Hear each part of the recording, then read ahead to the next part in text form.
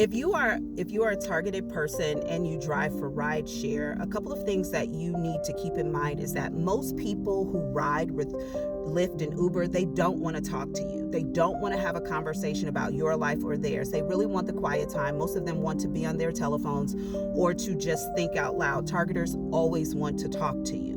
They always want to exchange information. These are the people you're going to get into those good, juicy, good conversations with when they get out the car. You're like, oh, that was such a great ride. These are people who have done their jobs well. Targeters get into the car. They are recording you via audio or video or both, of course, and they are usually taking pictures. Oftentimes, if the person is getting into your car, you can hear them start the audio recording depending on whether they've properly prepared themselves or not. You can definitely hear them taking pictures throughout the ride. Rideshare drivers are a bit more vulnerable than other people who are being targeted because the targeter can have a one-on-one experience with you. Also, if you're driving for Lyft or Rideshare, these targeters are often dominating your rides throughout your workday. For instance, if you pick up someone, and let's say you don't know they're a targeter, of course, you pick up someone, they get into your car, you're driving them along. While they are in the car talking to you, they could be texting, engaging with another person who they're letting know, we're 6 minutes away from my drop-off location. Start sending in your request for a ride now. So as you're dropping one person off at one location, you got another person 3 blocks away. This is their friend. And you don't know that, but you're picking up another person. They're getting in the car. They want to see what your temperament is after the last conversation. Are you going to get into another conversation? They are trying to extract as much information from you as possible. Some of the common questions they ask: is this the city you were born in? Where do you live now? Do you do anything else for a living outside of rideshare? And then they want to know your story. What's your story? How did you get here? Why did you choose this? Why do you do this work? What do you like about it? What don't you like about it? They are going to try to have you dominate the conversation. They're going to try to get you to talk a lot more. A lot of these people are recording your voice so that they can put it into AI systems and also create. And I know that this sounds far-fetched to people who are not being targeted. I get that when you come across these videos, you think these people are all just ridiculous and crazy. Okay, so please move on from the crazy content. Please don't comment here because we truly have a lot to focus on already. And the resistance to our experience helps us not at all. It doesn't help us at all. It relieves nothing to say, well, I would just count on God. That's great. God helps those who help themselves, and God only protects babies and fools. If you consider yourself a fool, you're protected. Otherwise, do your due diligence so that God can do their due diligence as well. Moving forward, when you are, expressing yourself to people in your rideshare vehicle, keep in mind that you could potentially be being recorded, and what you're saying can be turned and twisted, edited to sound like other things. I would do myself the great service of putting on a persona if you're going to be working in your private car with people who are asking you questions about your private life. Why a rider needs to know where you live, where you grew up, and all of that is ridiculous. Also, the normal human condition, people don't care about your life. They care about their own lives. They want to talk about themselves. They don't want to hear you talk about you. And if you come across people who want you to talk about you, I'd be a little nervous about that. Just think, how many rooms do you walk into and you just sit down and be like, tell me about yourself?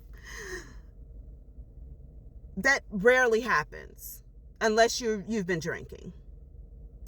So just keep that in mind. Keep in mind what you're sharing with people. What you think is innocent information can be just the nugget of information they are looking for to move forward in a plan. Being targeted is, a really unnerving event to consistently go through, especially if it has been happening for years. However, there are other signs and symbols you can look for to help you better identify when you are dealing with targeters. These people do not always ride by themselves. Sometimes they are in couples, duo, man, woman, man, man. However, they make very specific inflections, and also they say specific things. Like, they will use the phrase okie dokie, or you'll hear okay. They'll either hold the O or hold the K. Okay. They will also do a lot of now, you also hear the, and you hear that a lot on the radio when celebrities are doing interviews and someone doesn't want them to say what they're about to say, or they want to interrupt the momentum of what's being said to maybe stop the segment, or to pay particular attention to something, or to get someone's attention.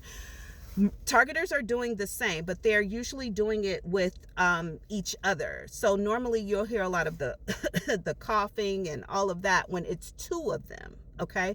Not when it's one. You will hear the coughing, you'll hear the okays, the okie dokies, when you're in a public place where there are other people. Like if you're in Target and you are being followed, there's usually more than one person who's working, and they have to communicate with each other. They give each other winks or stares. They'll put their eyes up at each other like this, or an eye down.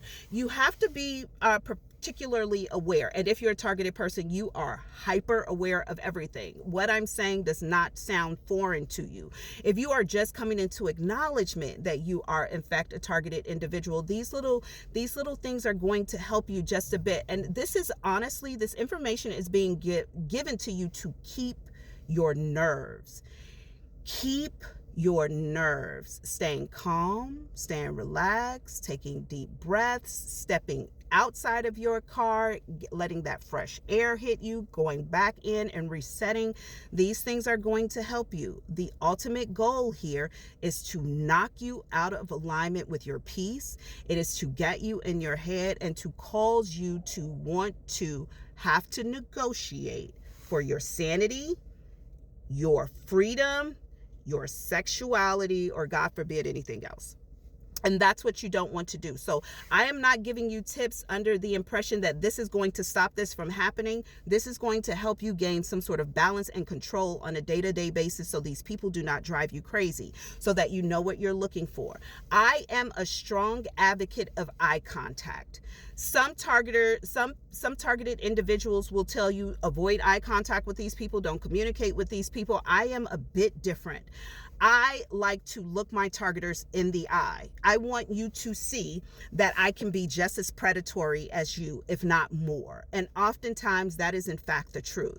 So when I hear the coughing and I will, even in rideshare, I will pull the car over and I'll ask by looking in my rear view mirror, are you all okay? Y'all good back there? Right? You need anything?